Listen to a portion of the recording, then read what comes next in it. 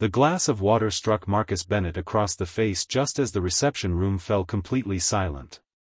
His worn dress shirt clung to his skin, his resume trembled in his hand, and for a few seconds, the only thing he could hear was the quiet ticking of the expensive clock behind the marble reception desk. He had traveled across Chicago before sunrise, carrying the last of his hope in a thin folder, because his 8-year-old son, Caleb, was waiting at home for an answer that could change their lives. But the man standing in front of him, CEO Gregory Whitmore, looked at Marcus as though he were nothing more than an inconvenience.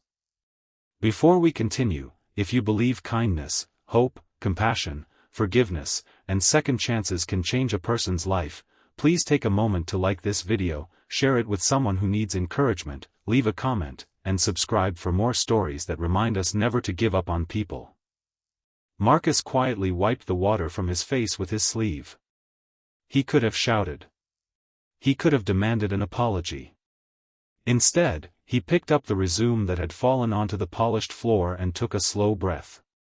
He had learned long ago that anger was expensive, and he could no longer afford to spend what little he had. 2 years earlier, Marcus had been an assistant project manager at a small construction company, but after the company closed unexpectedly, he became Caleb's full-time parent and began taking temporary jobs wherever he could find them. Some weeks he worked nights unloading trucks. Other weeks he repaired broken appliances or painted houses. He never complained in front of his son. Every morning, he told Caleb that hard seasons did not last forever, even when he secretly wondered whether his own would. The position at Whitmore Industries was different. It was a senior operations role with a salary large enough to pay the rent on time, replace Caleb's worn school shoes, and perhaps allow Marcus to stop calculating every grocery item in his head. He had passed the first screening and arrived for the final interview wearing the best clothes he owned. But Gregory Whitmore had barely looked at his resume before dismissing him. He complained about Marcus's inexpensive shoes, his old watch, and the fact that he had arrived by bus. When Marcus respectfully asked for an opportunity to explain his experience, Gregory had picked up the glass and thrown the water. Marcus stood there humiliated, but he refused to let another man's arrogance decide his worth. What Marcus did not know was that someone else had been watching from the hallway. 71-year-old Jonathan Whitmore, the company's chairman and Gregory's father, had arrived early for an unexpected board meeting. He had heard enough to understand what happened. Jonathan had built the company from a tiny warehouse into a national organization, but age had taught him something success never could: a company reveals its true character by how it treats people who have nothing to offer it. He stepped into the room, looked at Marcus's soaked shirt, and then at his son. Gregory's confidence disappeared when Jonathan calmly explained that Marcus wasn't simply another applicant. Months earlier, Jonathan had ordered an independent review of the company's operations after noticing rising employee turnover and declining customer satisfaction. The review had uncovered a pattern of poor leadership, ignored complaints, wasted resources, and talented employees leaving because they no longer felt respected. Then Jonathan turned toward Marcus and revealed the part nobody expected. During that review, Marcus's temporary work at one of Whitmore Industries' distribution facilities had been noticed.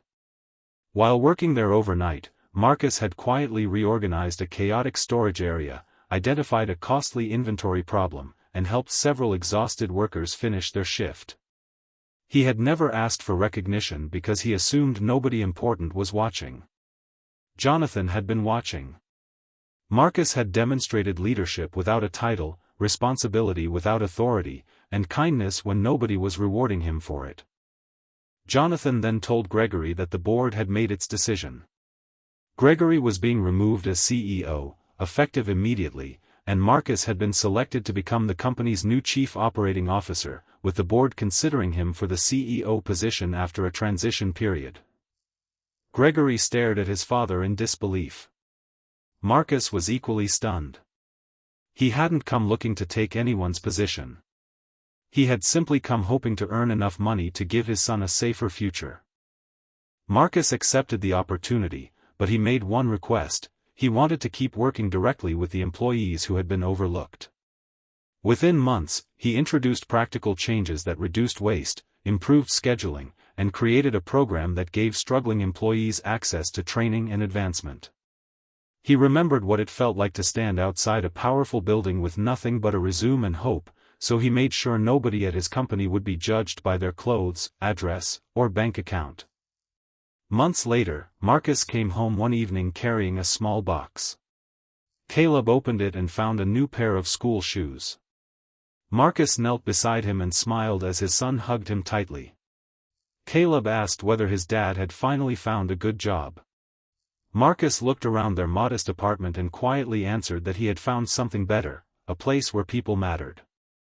Gregory eventually apologized.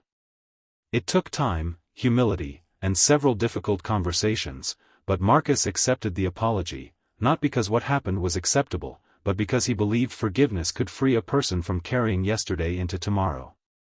Gregory began rebuilding his life away from the company, and Jonathan continued mentoring Marcus, reminding him that leadership was never about being the most powerful person in the room. It was about being the person who used power to protect others. If this story touched your heart, please show your support by liking the video, sharing it, and subscribing so more people can hear stories about courage, kindness, and second chances. And before you leave, I have one special request. Comment, "Kindness always matters," if you believe someone's worth should never be measured by their appearance, money, or position. Marcus never forgot the day water was thrown into his face.